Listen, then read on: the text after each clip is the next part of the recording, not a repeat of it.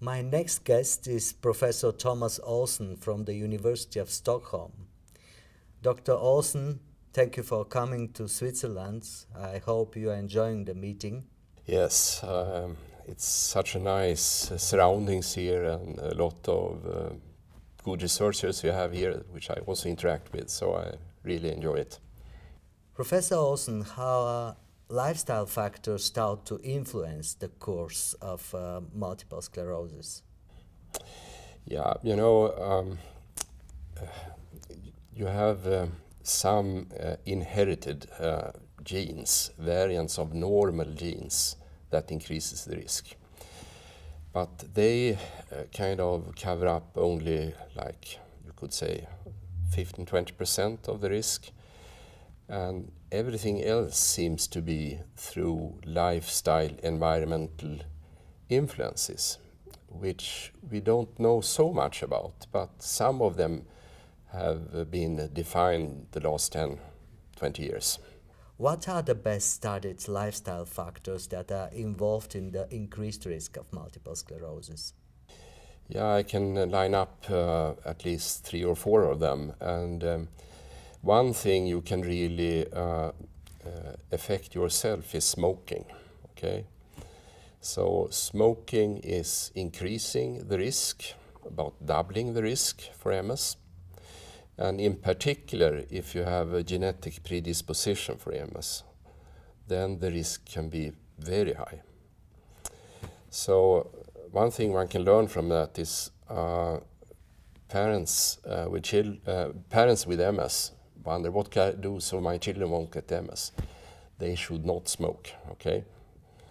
And we also know now that smoking is one of the factors. If you go on smoking after diagnosis, it makes your disease progress faster. So it's very important to advise persons with MS to quit smoking if they do. So that is one factor. And then a factor that has been known since long is the Epstein-Barr virus infection that increases the risk. But especially if you get it during adolescence. But this is a factor that is very difficult to modify. You cannot really do anything about it. Thirdly, we have the vitamin D sun exposure. I think it's very clear, at least during adolescence, but up to the age of 20, that vitamin D is important. So it's good to have high vitamin D levels. It's also good with some sun exposure. Those having very low sun exposure, they have an increased risk to get MS. Then we have also been able to see that obesity also during adolescence can increase risk. If you are very obese, that's not good.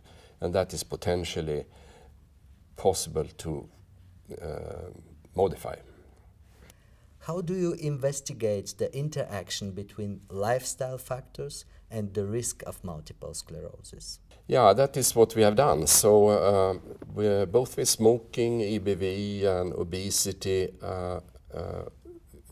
the risk becomes much higher if you have the MS predisposing, so normal genes.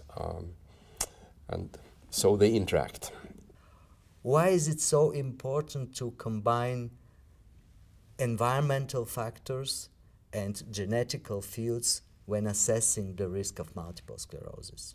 So, traditionally epidemiologists have only collected information about factors but not taken blood samples, and geneticists has only taken blood samples.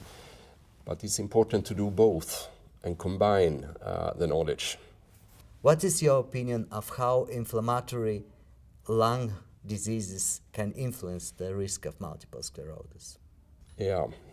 So we know that nicotine is not dangerous, okay? So it's the lung irritation that is important. And also organic solvent leads to lung irritation. And what we believe but do not know for sure is that or we know for sure that the lung irritations leads to inflammation in the lung, and with the production of molecules from the immune cells that are increasing inflammation. So that is one factor. But then we think in the lung, probably there are these cells with receptors that recognize brain antigens, autoimmune cells. And that is known experimentally that such cells may reside in the lung, and they can be activated in the lung and go to the brain and create inflammation, which is what's happening during MS. Okay, thank you very much for your time. We appreciate it very much. Thank you. Thank you. That's all.